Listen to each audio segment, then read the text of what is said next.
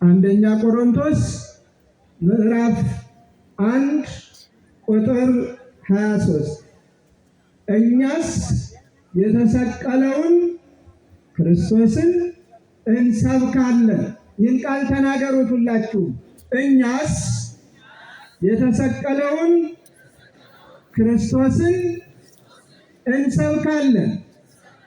ስለኛ የተሰቀለውን ስለኛ በቀራንዮ አደባባይ በምልዕልተ መስቀል ተሰቅሎ ደሙን ያፈሰሰውን እኛን ያዳነንን በመስቀሉ ሰላምን ያደረገውን የራቀውን ያቀረበውን ነፃነት ላጡ ነፃነትን የሰጠውን የተዘጋውን ከፍቶ ወደ መጀመሪያው ዘላለማዊ ደስታ ወዳለበት ወደ ገነት እንድንገባ የፈቀደውን ኃጢአተኞችን ያጸደቀውን ያነጻውን በአጠቃላይ የራቁትን ያቀረበውን በቸርነቱ የመገበንን የሚመግበውን ካለመኖር ወደ መኖር የፈጠረንን ሁሉንም የሚታየውንም የማይታየውንም የፈጠረውን ክርስቶስን አምላካችንና መድኃኒታችንን ኢየሱስ ክርስቶስን እንሰብካለን። ስለ ኢየሱስ ክርስቶስም እንመሰክራለን።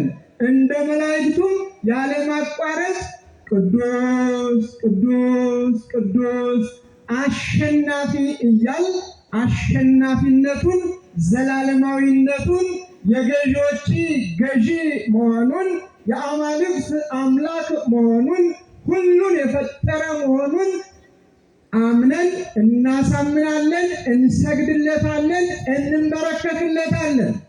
በዚህ ቃል ነው የምንመራው። እኛም የምንሰብከው የተሰቀለውን ክርስቶስን ነው ያለ ቅዱስ ጳውሎስ። አዎ ብዙዎቹ ለየራሳቸው አማልክቶችን አቁመው እንደመሰላቸው እንደ አእምሯቸው ውጤትና እንዳስተሳሰባቸው ከሌሎች ከእናንተ አማልክት የኛ ይበልጣሉ የሚሉ ነበሩና ከሰማይ የወረደውን ከቅድስተ ቅዱሳን ከድንግል ማርያም የተወለደውን ለሰው ልጆች ነፃነት የሰጠውን የእኛን ዕዳ በደል የተቀበለውን ቁስላችንን በቁስሉ የፈወሰንን ሞታችንን በሞቱ ሞትን ድል አድርጎና ነስቶ ነፃነት ያጎናጸፈንን ክርስቶስን እንሰብካለን። መድኃኒታችን ኢየሱስ ክርስቶስን እናመልካለን ሲል በአደባባይ ሐዋርያው ቅዱስ ጳውሎስ መስክሮልናል። የኢትዮጵያ ኦርቶዶክስ ተዋሕዶ ቤተ ክርስቲያንም ትናንትም ዛሬም ነገም እስከ ዕለተ ምጽአት የምትሰብከው የምታምነው የምትናገረው የምትመሰክረው ቅዱስ ጳውሎስ ያስተማረውን ሐዋርያት ያስተማሩትን ከአምላካችን ከመድኃኒታችን ከኢየሱስ ክርስቶስ ቃል በቃል የተማሩትን ባደረበት አድረው በዋለበት ውለው ታምራቱን ተመልክተው ርኅዋንን ሲመግብ ሲያጠግብ፣ ሙታንን ሲያስነሳ፣ ለምጻምን ሲያነጻ፣ ድውያንን ሲፈውስ፣ መጻጉዕን አልጋህን ተሸክመህ ሂድ ብሎ ነፃነቱን ሲያውጅለት ያዩትን ነበርና የሰበኩት ያስተማሩንን ይዘን እንሰብካለን፣ እናስተምራለን። ታዲያ አበው እንደሚሉት ጓሮ ሲያረጅ ምን ያበቅላል ነው የሚባለው? ንገሩኝ እስኪ። ጓሮ ሲያረጅ ነጭ የሚባል ታውቃላችሁ? ኑግ መሰል ነው መሰለኝ፣ ግን የኑግ ፍሬ አይሰጥም። መሰል ነው። መሰል አደገኛ ነው። ብዙ ጊዜ ኑግ ይመስላል፣ ግን የኑግ ፍሬ አይሰጥም። ጓሮው ሲያረጅ ለሰው ልጆች የሚጠቅመውን ምግብ የሆነውን ማብቀሉን ይተውና ሙጃውን፣ አራሙቻውን፣ መጩን የመሳሰለውን ነገር ማብቀል ይጀምራል። ኢትዮጵያዊነቷ ያረጀ ይመስል ያረጀች አስመስለው ታላቋንና አንጋፋን ኦርቶዶክሳዊ ተዋሕዶ ቤተክርስቲያን ገና ሳይፈጠሩ በጣዖት አምልኮ በሰከሩበት ሰዓት ማንነታቸው ሳይታወቅ ክርስቶስን የምታመልከውን፣ ክርስቶስን የምትሰብከውን፣ ለክርስቶስ የምትገዛውን ታላቅና አንጋፋ ቤተክርስቲያን ስም ሲሰጧት እንሰማለን። ነውርም ሲያወጡላት እናያለን። እግዚአብሔር ይማራቸው፣ ይቅርም ይበላቸው፣ በቃችሁም እንዲላቸው የእግዚአብሔር ቅዱስ ፈቃዱ ይሁን። እኛስ የተሰቀለውን ክርስቶስን እንሰብካለን። ክርስቶስ በምንድን ነበር የተሰቀለው? በመስቀል ላይ። ዛሬ በእጃችን በያዝነው መስቀል፣ በአንገታችን ባደረግነው መስቀል አምሳል በቀራንዮ አደባባይ በዚህ መስቀል ነው የተሰቀለው ክርስቶስ።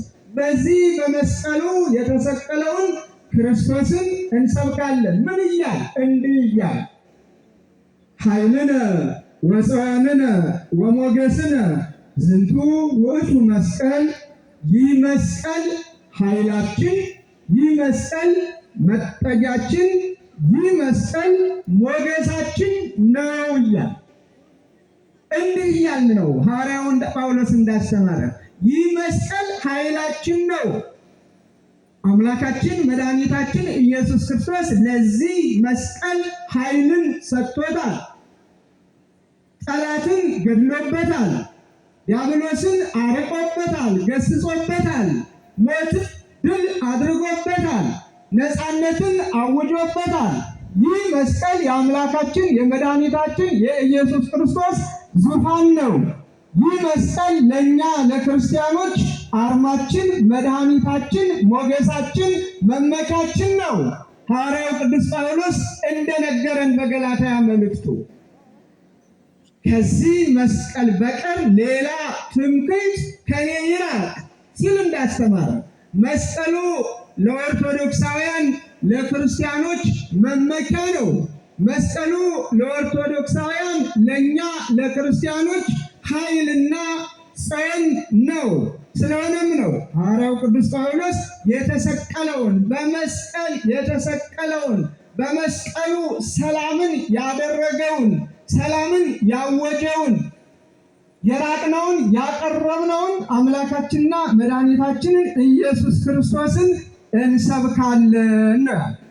ታዲያ የመስቀሉን ቃል ያልተረዱትን የመስቀሉ ቃል ያልገባቸውን አሁንም ሐዋርያው ቅዱስ ጳውሎስ እንደነገረን የመስቀሉ ቃል ለሚጠፉት ሞኝነት፣ ለእኛ ለምንድን ግን የእግዚአብሔር ኃይል ነውና ብሎ እንዳስተማረን በዚሁ ቅድም በጠቀስኩት ምዕራፍ የመስቀሉ ቃል ላልገባቸው የመስቀሉን ነገር ላልተረዱ ሞኝነት ለሆነባቸው ቅድስት ቤተ ክርስቲያን በመስቀሉ የተሰቀለውን አምላካችንን ኢየሱስ ክርስቶስን ታስተምራለች፣ ትሰብካለች። ዛሬን ስናስታውስ የዕለቱን ባለታሪኮች ማስታወስ ግድ ነው። ቅድም ክቡር ከንቲባው አቶ ጎሹ እንዳላማው ጠቅሰውልናል። እነ ሌኒን በዓሉን ስናከብር ዕለቱን ማስታወስ ባለታሪኮችን ማስታወስ ግድ ነውና፣ በአንጻሩም በቤተ ክርስቲያን ላይ ፈተና ያደረሱትን በጊዜያዊ ኃይልና ጉልበት ትምክህት በቅድስት ቤተ ክርስቲያን ላይ ከባድ ፈተና የጫኑትንም እናስታውሳቸዋለን በመጠኑ የመስቀሉ ቃል ስላልገባቸው። ምክንያቱም ቅዱስ ወንጌል እንደሚነግረን እስመ አልቦ ክዱን ዘኢይትከሰስ ወአልቦ ህቡዕ ዘኢይታወቅ፣ የማይገለጥ የተከደነ የማይታወቅ የተሰወረ የለም ይለናል ቅዱስ ወንጌል በማቴዎስ ወንጌል ምዕራፍ 10 ቁጥር 26 ላይ ልብ አድርጎ የማይገለጥ የተከደነ የማይታወቅ የተሰወረ የለም። ብዙዎቹ እውነትን ሊቀብሩ ይፈልጋሉ። ብዙዎቹ የእውነትን ዳብዛ ለማጥፋት ይጥራሉ። ብዙዎቹ ከእውነት ሸሽተው እውነትን ቀብረው ታሪክን አጥፍተው ታሪክ የለሽ ስራ ሰርተው ትውልዱን ታሪክ አልባ ለማድረግ ብዙ ይሮጣሉ። በዘመኑ በጣዖት አምልኮ የሰከሩ ግፍንና መከራን በሰዎች ላይ የሚያጸኑና የሚያከብዱ ከባድ ሰዎች ነበሩ። እነ ዲዮቅልጥያኖስ፣ እነ መክስሚያኖስ የተባሉ አብያተ ክርስቲያናት ይታጸዋ ብለው አብያተ ክርስቲያናት ይዘጉ፣ አብያተ ጣዖታት ይከፈቱ የሚል አዋጅ አውጀው ክርስቲያኖች ከዋሉበት እንዳይውሉ ካደሩበት እንዳያድሩ እግዚአብሔርን እንዳያመሰግኑ ለእግዚአብሔር እንዳይገዙ የግፍ ግፍ የሚፈጽሙ ክርስቲያኖችን ከአራዊት ጋር የሚያታግሉ በመጋዝ የሚሰነጥቁ በሰይፍ የሚቆርጡ የሚቆራርጡ ግፈኞች ነበሩ። እግዚአብሔር ግፈኞችን ለጊዜው ዝም ብሎ ያያል። ግን ዝምታው ጊዜያዊ እንጂ ዘላለማዊ አይደለም። ክብር የሚቀበሉትም ክብርን ይቀበሉ ዘንድ ግፈኞችም የንስሐ ጊዜ ካላቸው ንስሐ እንዲገቡ፣ የንስሐ ጊዜ ከሌላቸው ደግሞ ኃጢአታቸውን ፈጽመው የኃጢአታቸውን ዋጋ እንዲቀበሉ ከሱ ማን የሚርቅበት የሚሸሸግበት የሚጠበቅበት ጊዜ የለምና ይጠባበቃቸዋል። ጊዜ ለንስሐም ይሰጣቸዋል። ይሁን እንጂ እነዚህ ሰዎች የንስሐ ጊዜ አልነበራቸውም። የርኅራኄም ልብ አልነበራቸውም።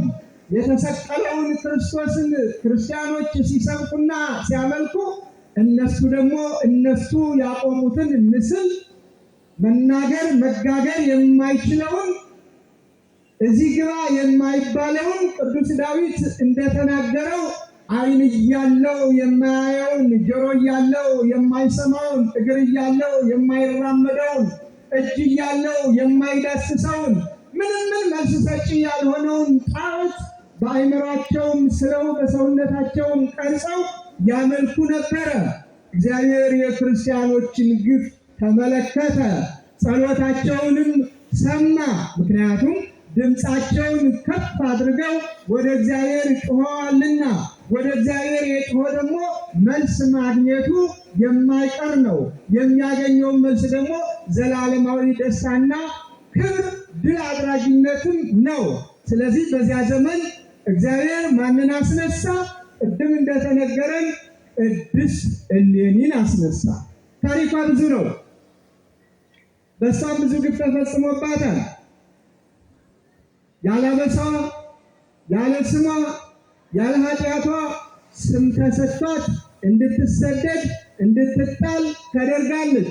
እግዚአብሔር ግን በኪነ ጥበቡ አሻግሮ የንጉሠ ነገሥት ሚስት እንድትሆን አድርጓል። ከዚያም ከአሕዛብ ወልዳለች።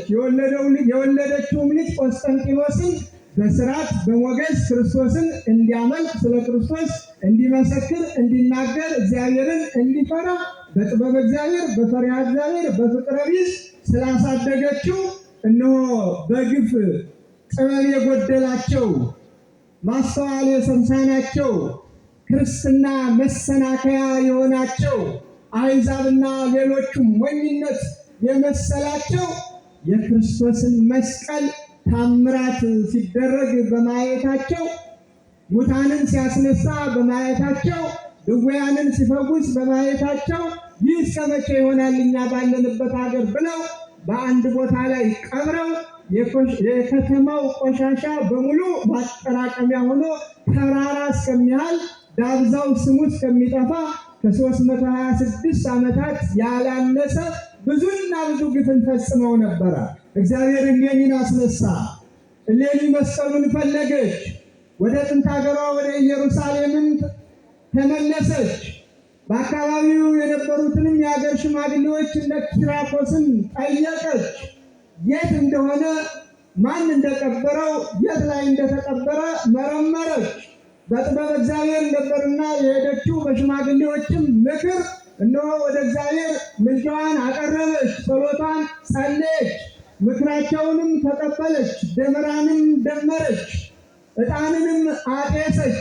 ከዚያ በኋላ ፈቃደ እግዚአብሔር ሆኖ ዕጣኑ ሰማየ ሰማያት ወጥቶ ተመልሶ መስቀሉ ወደ ተቀበረበት ሰው በጣቱ ይህ ነው ብሎ እንደሚጠቁም ያህል እሱም ጠቆመ።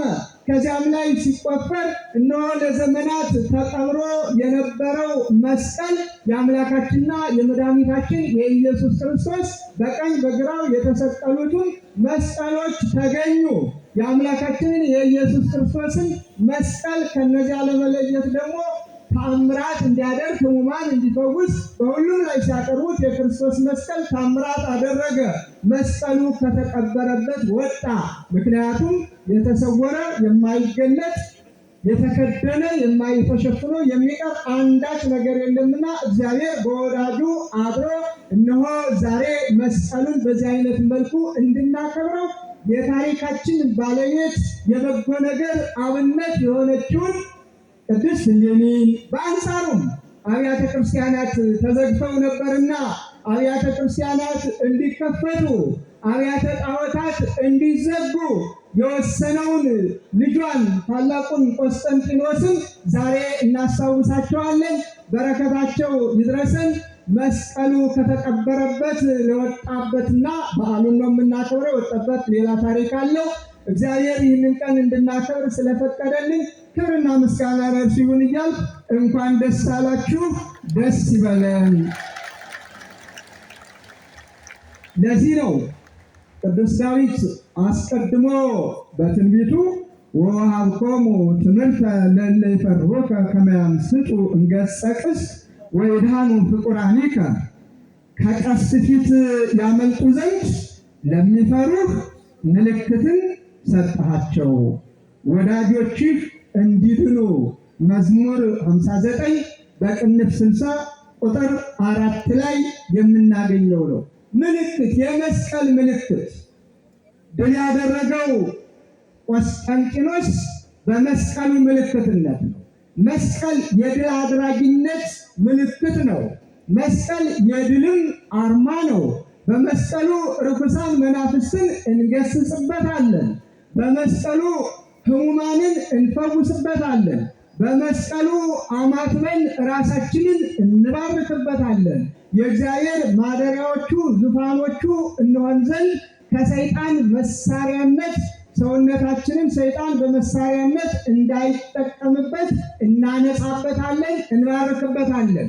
ለዚህም ነው የኢትዮጵያ ኦርቶዶክስ ተዋሕዶ ቤተክርስቲያን ከካህናቱ እስከ አማኝ ልጆቿ እናቶች በቀሚሳቸው በአንገታቸው መስቀሉን በማስጠለብ በሰውነታቸውም ሳይቀር ካህናቱም በመስቀል የሚባርኩበት በእጃቸውም የመጾር መስቀልን ብለን ቅድም ባያችሁት ሲሰበክበት በነበረው በዚህ አይነት መልኩ በቤተ ክርስቲያኒቷም ላይ በጉልላቱ መስቀልን ከፍ አድርገን እናሳያለን።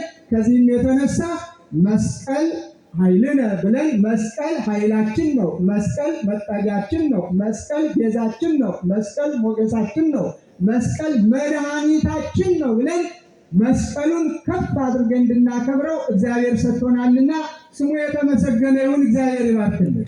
መስቀሉ የቃል ኪዳንም ዙፋን ነው። አትርሱ። ይህንን ቅድም የተነበበውን ወንጌል መስቀሉ የቃል ኪዳን ዙፋን ነው። በመስቀሉ ላይ ያለ ነው መድኃኒታችን ኢየሱስ ክርስቶስ ለዮሐንስ እነሆ ልጅሽ፣ ለዮሐንስ ልጅሽ ይህ ነው። በዮሐንስ ሁላችንም እዚህ ያለነው የቅድስተ ቅዱሳን የድንግል ማርያም ልጆች ነን፣ የአስራት ልጆች ነን።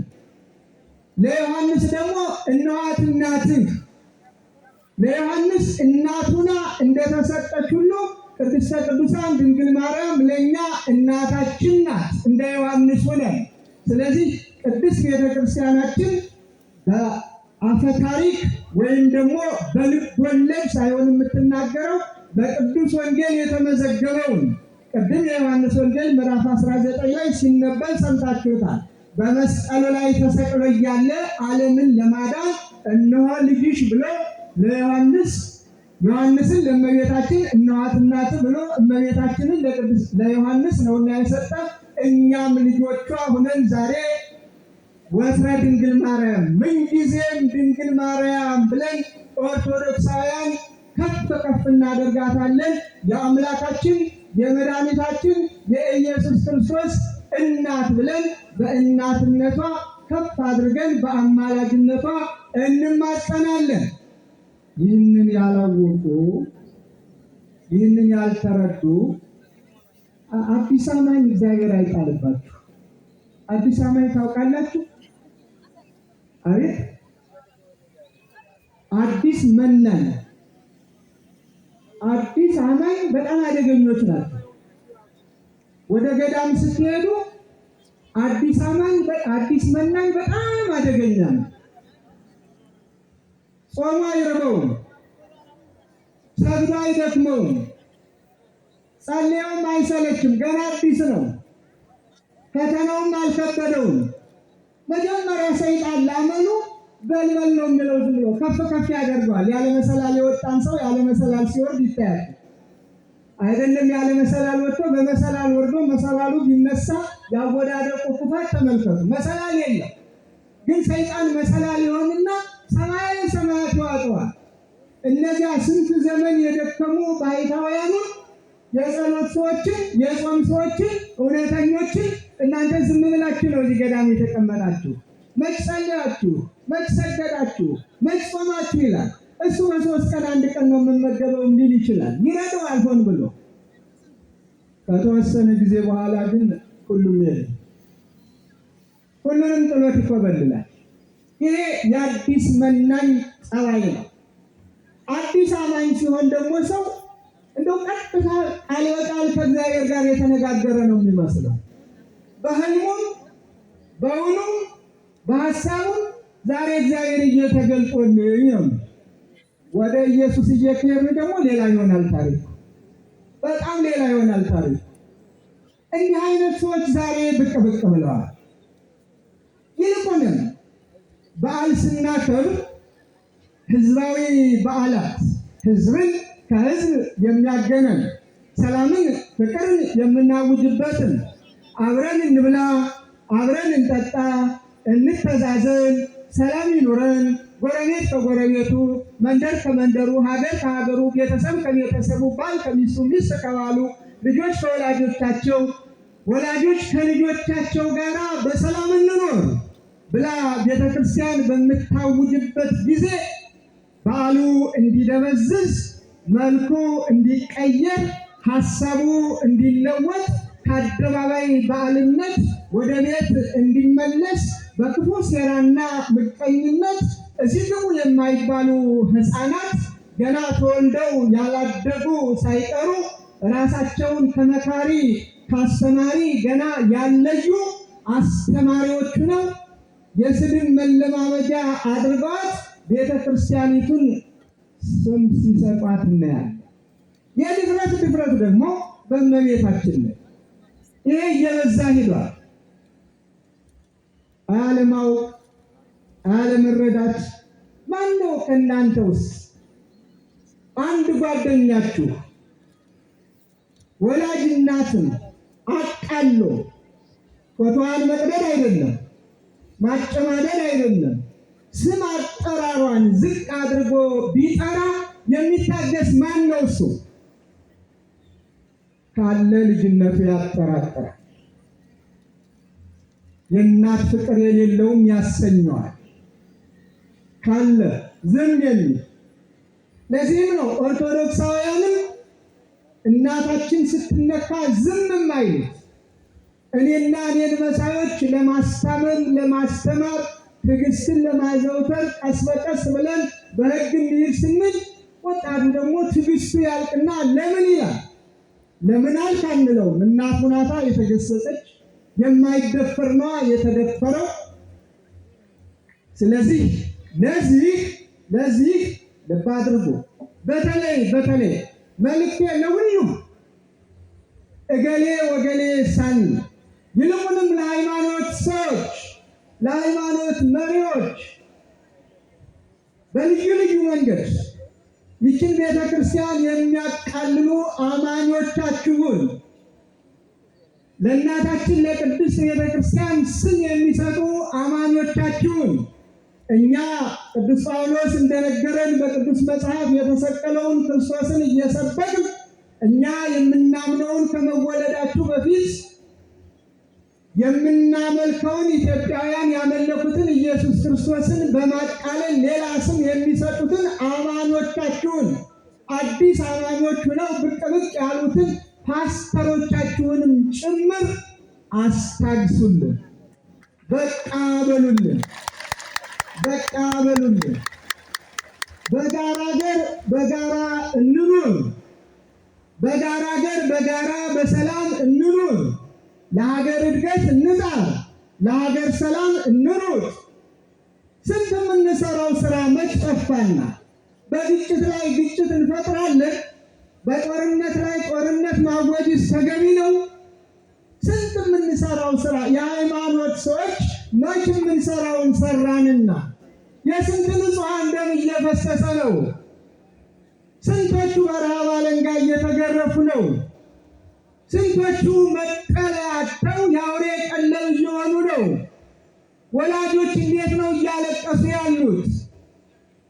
ስንቶቹ በሰላም ከቤት ወጥተው ከቤት መግባት ተስኗቸው ወደ ጥንት ተመልሰን ሰው ክቡር ሲሆን ክቡርነቱ ተቃሎ በገንዘብ የሚሸጥበት የሚለውጥበት ይህን ገንዘብ ካላመጣ አንለቀውም የሚባልበት የሞት ፍርድ የሚፈረድበት ዘመን ላይ ደርሰን ስንት ክርስቲያኖች እግዚአብሔርን በማምለካቸው የተሰቀለውን ክርስቶስን በመስበካቸው ባሉበት እንዳያድሩ ግፍ እየተፈጸመባቸው ባሉበት ዘመን ላይ እኛ ኦርቶዶክሳውያን የሃይማኖት ሰዎች የትኛውም ሃይማኖት ሰዎች ለሀገር ሰላም፣ ለሀገር ፍቅር፣ ለወገን አንድነት፣ ለሁሉም ሰላም ጥረት ማድረግና በቃ ይወጣል በምን ችግሩን እንፍታው ብለን መከራ በማየት ፋንታ እንደገና በጦርነት ላይ ጦርነት፣ ይልቁንም የሃይማኖት ጦርነት እጅግ የከፋል።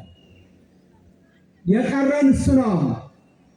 ሌላውን አይተነዋል። የጎጡን አይተነዋል። የመንደሩን አይተነዋል።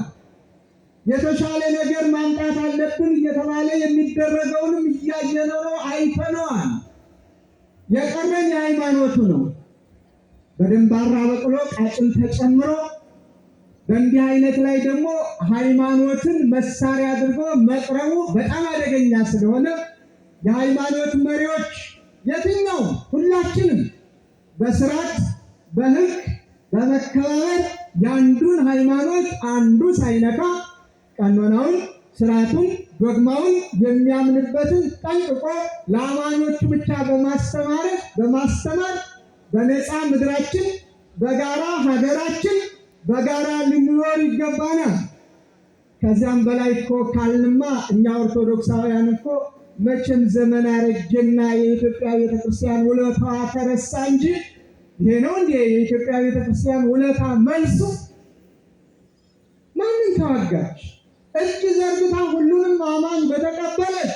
ደግሜ ደጋግሜ ይህን ቃል የምናገረው እንደ ዛሬው ትምህርት ቤቶች ሳይኖሩ ፊደል ባስቆጠረች፣ እንደ ዛሬው ጸሐፊ አስተማሪ በሌለበት ጽሑፍ ባስተማረች፣ እጁን ሰዶ ከመፈረም ስሙን እንዲጽፍ ባደረገች፣ ታሪክ በሰጠች ለዚች እናት ለዚች አንጋፋ ኦርቶዶክሳዊ ተዋሕዶ ቤተክርስቲያን እንዲህ አይነት ስም ሊሰጥ አይገባም። ስለዚህ የልዩ ልዩ ሃይማኖት ተከታዮች እባካችሁ ምከሩ፣ እንምከር፣ በሰላም በፍቅር እንኑር። የማንቆጣጠርበት ደረጃ እንዳይደርስ በሰዓቱ በጊዜው ካላስተማር እኛ መሪዎቹ በሰዓቱ ሊሆን የሚገባውን ካላደረግ ከኛ አልፎ ከሄደ በኋላ ሁሉም ነገር ከንፈርን መምጠጡ ትናንት ባስተምር ኑሮ ማለቱ ትርጉም የለውም። የእንቁላሉ ጊዜ በቀጣሽኝ የሚለው ልጅና ጠባይ ነው ሊፈጠር የሚችለው። ስለዚህ ይህንን አደራ ላይ ወላጆች፣ የትኛውም ወላጆች፣ የልዩ ልዩ እምነት ተከታዮች ወላጆች እባካችሁ ልጆቻችሁን በምግባር አሳድጉ። ግጭት የሚፈጥሩ ልጆቻችሁን ተው በሏቸው። የእናንተንም ስም ያስጠራሉ። የማን ልጅ ናት የማን ልጅ ነው ሲባል የገሌ ነው የሚባለው።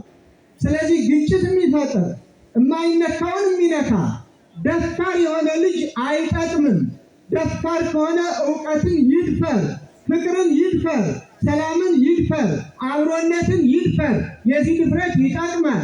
ተሳዳቢነት፣ አንጓጣጭነት፣ ግዴለሽነት፣ ትዕቢት፣ እነዚህ የመሳሰሉ ነገሮች ውርደትን ያስከትላሉ። ወላጅንም ምነው ማኅፀኔን በዘጋው አንቺን በወለድኩበት አንተን በወለድኩበት ያሰኛል። በአንቺ ምክንያት ከጎረቤት ጋር መኖር አልቻልኩም፣ በመንገድም ማለፍ አልቻልኩም። እንዲህ አይነት መዘዝ አመጣሽብኝ አመጣብኝም ያሰኛል። ስለዚህ በሰዓቱ መምከር ማስተማር የእያንዳንዱ ወላጅ ድርሻ ነው። ስለዚህ ይህንን አለማድረግ መልካም አይደለምና ወላጆች ልጆቻችሁን ምከሩ። መንግስትም እንደ መንግስትነቱ እንደዚህ አይነቶችን በግድ ከሳሽ መኖር አለበት እንዴ? በግድ አቃቤ ሕግ መቆም አለበት? በግድ ጠበቃ መቆም አለበት? እንዲህ አይነት ደፋሮችን ችግር የሚፈጥሩትን የሃይማኖት ጦርነት የሚቀሰቀሱትን የሰው ክብር የሚነኩትን እኮ አጥፍተሃል አጥፍተሻል ተብሎ ማረም አለበት። ህፃናት ይታረሙ የለ እንዴ? የህፃናት ማረሚያ እኮ አለ። እድሜያቸው አልደረሰም ተብሎ እኮ ዝም አይሉም። ስህተት ሲፈጸሙ ገና በህፃንነት እነሱን በሚመጥን እነሱን ሊያስተምር በሚችል መልኩ እኮ ይታረማሉ፣ ይማራሉ፣ ነገ የሀገር ሸክሞች እንዳይሆኑ። ስለዚህ እንደዚሁ ሁሉ እንደነዚህ አይነቶችን ግጭት ፈጣሪዎች ተው እረፉ ብሎ ማረም አንዱ ትልቁ ስራው ሊሆን ይገባል። ስለዚህ ሁላችንም ድርሻችንን ይዘን ከሰራን ሀገራችን ሰላም ይኖራታል፣ ፍቅር ይኖራታል፣ አንድነት ይኖራታል። ማንም ሰው የራሱን እምነት ብቻ ይስበክ። በተፈቀደለት ቦታ በራሱ ክልል በራሱ የራሱን ስራ፣ ህግ፣ እምነት መናገር ይችላል። በየአደባባዩ እየወጡ በየመንገዱ እየቆሙ ይችን ታላቅ ቤተክርስቲያን መሳደብ፣ ማንጓጠጥ፣ መስጠት የተለመደ ሆኗል። ብዙዎች አንገታቸውን እየደፉ እየሄዱ ነው። ብዙዎችም ደግሞ ለምን በሚል በልክ የእሳት ራት እየሆኑ ነው። ይህ ሁሉ አይጠቅምምና ተመካክረን ተነጋግረን ሰላምን እንፍጠር እያል መልእክቴን አስተላልፋለሁ። ሌላው እኛ ኦርቶዶክሳውያን ምንጊዜም ቢሆን በማንም ወሬ የማንሸበር የማንሸማቀቅ፣ ትምክህታችን ለእኛ መስቀሉ መሆኑን አምነን በየትኛውም አደባባይ ሳንፈራ ሳናፍር እንደ አባቶቻችን እንደነ ቅዱስ ቆስጠንጢኖስ በዚህ ድል ታደርጋለህ፣ በዚህ መስቀል በዚህ ትምህርተ መስቀል እንደተባለው ይህ መስቀል የድል አርማችን ነውና መስቀላችንን ይዘን ሰላምን እናውጅ፣ ሰላምን እንስበክ፣ ፍቅርን እንስ፣ እውነት ይስረጽ፣ እውነት ይሰራ፣ እውነት ይነገር። ከእውነት ውጭ የሆነው ነገር ሁሉ የማይጠቅም መሆኑን እንረዳ። አሳራቂዎች፣ ሸምጋዮች እንሁን። የየትኛውም አንተምተው ከማለት በስተቀር ከዚያ ውጭ ያለፈ ምንምን አንሁን። ለሰላም ብቻ እንቁም ብላ ቅድስት እናታችሁ ኦርቶዶክሳዊት ተዋሕዶ ቤተክርስቲያን መልእክቷን ታስተላልፋል። ከዚህ ውጭ አሁን አምሮብን በብዙ የሚቆጠር ሕዝብ ሲኖር በአንድ ድምፅ አንዱን ድምፅ የሚተላለፈውን መልእክት በመስማት እጅግ የሚያኮራ ነው። እንደ ዛሬው ሁሉ በሰማያዊት በኢየሩሳሌም በክብር ይሰብስበን። ከዚህ ወጥተን መስቀል ነውና በየመንደሩ ደግሞ ደመራ ደምረን እግዚአብሔርን እናመሰግናለን። ይህ በአዋጅ በአንድነት በቤተ ክርስቲያን ልሳን እያከበርን ያለነው በዓል ነው። በቤተ ክርስቲያን ደግሞ በየአጥቢያው በየመንደሩ ደግሞ እናከብራለን። እንደ ባህሉ እንደ ስርዓቱ ሃይማኖታዊ ባህሉን ጠብቆ ሃይማኖታዊ ስርዓቱን ጠብቆ ሃይማኖታዊ ትውፊቱን ጠብቆ ሃይማኖታዊ ክብሩን ጠብቆ በመተዛዘን የተራበውን በመመገብ የተቸገረውን በመርዳት ብቸኛ የሆነውን አለው ወንድምህ ነኝ እህትህ ነኝ እህትሽ ነኝ ወንድምሽ ነኝ በማለት የተቸገረውን በመርዳት እንድናከብረው አባቶቻችን አስተምረውናል። ስለዚህ በዓሉን ስናከብር ሁልጊዜ በስካር የምናከብረው በዓል የለም፣ በመጠጥ የምናከብረው በዓል የለም። በዝማሬ በእልልታ አብረው በመብላት ከስካር ውጭ በሆነ መንገድ የተጣሉትን በማስታረቅ እግዚአብሔርን በማመስገን እንደ ዛሬው ሁሉ ለሚመጣው ዓመት ደግሞ እንዲያደርሰን። ዛሬ መስቀልን ምድሪቱም ታከብረዋለች። ተራሮቹ፣ ኮረብቶቹ፣ ሸለቆቹ ሁሉ ስታዩቸው በአበባ አጊጠው አሸብርቀው አበባዎችን ስናያቸው ትምህርተ መስቀል ነው የሚሰሩት ሁሉ። በዚህ አይነት መልኩ ቤተክርስቲያናችን ምድሪቱን ታከብረዋለች። ከላይ ከሰማይ ቅዱሳን መላእክቱ በአንድነት የሚያከብሩት የአምላካችንና የመድኃኒታችን የኢየሱስ ክርስቶስ ዙፋን ስለሆነ ከፍ አድርገን እናከብረዋለን። ስለዚህ እኔና እናንተ እኛስ የተሰቀለውን ክርስቶስን እንሰብካለን፣ እናስተምራለን።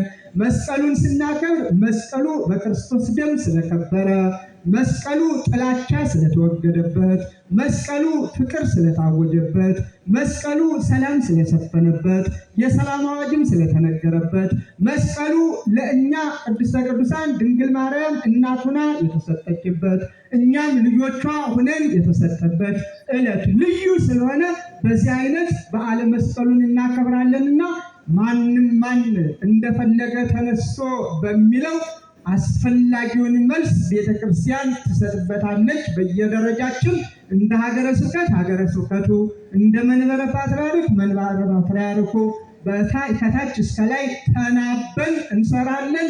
የቅድስት ቤተክርስቲያናችንን ክብር ለመጠበቅ ለማስጠበቅ ከምን ጊዜውም በላይ ማንም ማን ላያስቆመን ወደፊት እንድንል እንገደዳለን። ከሃይማኖት ሌላ ምንም የለም። ምንም ይምጣ በሃይማኖታችን ማንም ማን ሊነካን፣ ሊደፋፈር፣ ሊለማመድብን፣ ሊተቸን አይገባውም።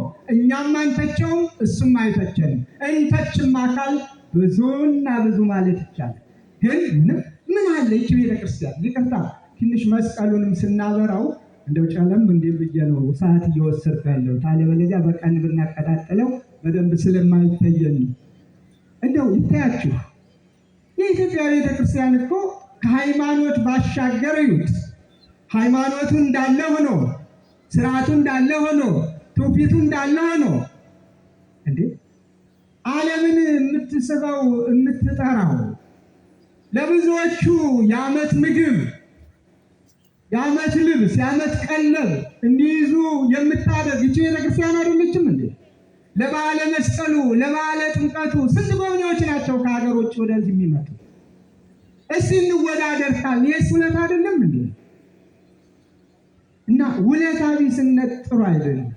ነገረ ጫሪነት ጥሩ አይደለም። እባካችሁ ነገር አትጫሩብን። ደግሞ የሚገርመው ጅራፍ ራሱ ገርፎ ነው የሚባለው። የሚጮኸው ራሳቸው ጮኸው አስጮኸው ኋላ ይችሉበታል። ዘዴውን መቼም በደንብ ተክነውበታል። የእኛን የዋሁን ለምን ብሎ ግፍት ሲል ዕዳ በደሉን እዚያ ወጣት ላይ እዚያ ካህን ላይ ይዘረግፉታል። ይህ በእግዚአብሔር ፊት አያዋጣም። የሽንገላ ከንፈር ሁልጊዜም ዝም የሚልበት ጊዜ ይመጣል። መስቀሉን የደፈኑት ዝም ብለዋል። መስቀሉን የቀበሩት ዝም ብለዋል። ኀፍረትንም ተከናንበዋል። ምክንያቱም መስቀሉ ከረጅም ዘመናት በኋላ ሲወጣ የነሱ ታሪክ ነው የጠፋው። የመስቀሉ ታሪክ እንደገና ሕያው ሆኖ ተነስቷል። የኢትዮጵያ ቤተክርስቲያን ታሪክ በሰዓቱ በጊዜው ብዙዎቹ ለመቅበር ጥረዋል። እነሱ የሉም። ኦርቶዶክሳዊ ተዋሕዶ ቤተክርስቲያን አለች። ዛሬም አለች፣ ነገም አለች፣ ከነገ ወዲያም ትኖራለች። የገሃነም ደጆች ልጆች በምንም ይሁን በምን ለጊዜው ይምሰላቸው እንጂ ሊቋቋሟት፣ ሊያነዋውጧት፣ መሰረቷን ሊገለባብጡት ፈጽሞ አይችሉምና በፍቅርና በሰላም ለመኖር ራሳችሁን ግዙ፣ ራሳችንን እንግዛ፣ በጋራ ሀገር የጋራ ኑሮ እንኑር የቅድስት ቤተክርስቲያን መልእክት ነው። ኦርቶዶክሳውያን፣ የኢትዮጵያ ኦርቶዶክስ ተዋሕዶ ቤተክርስቲያን ልጆች፣ ወጣቷ፣ አዛውንቱ፣ ባልቴት፣ ሽማግሌው ለሃይማኖታችሁ ቀናኢያን ሁኑ። ለሰላም ሩጡ፣ ሰላምን ስበኩ፣ ተናገሩ፣ ፍቅርን አምጡ። የነፃነት አምላክ ነፃነቱን እግዚአብሔር ያውጅልን፣ ፍቅሩን ይስጠን፣ ሰላሙን ያብዛልን። እግዚአብሔር ከሁላችን ጋር ይሁን። እንኳን ለብርሃነ መስቀሉ አደረሳችሁ። እንደ ዛሬ ሁሉ ለሚመጣው ዓመት እግዚአብሔር ያድርሳችሁ። እግዚአብሔር ይባርካችሁ። ያንሳልን ይመናል። አሁንም ሶስተኛ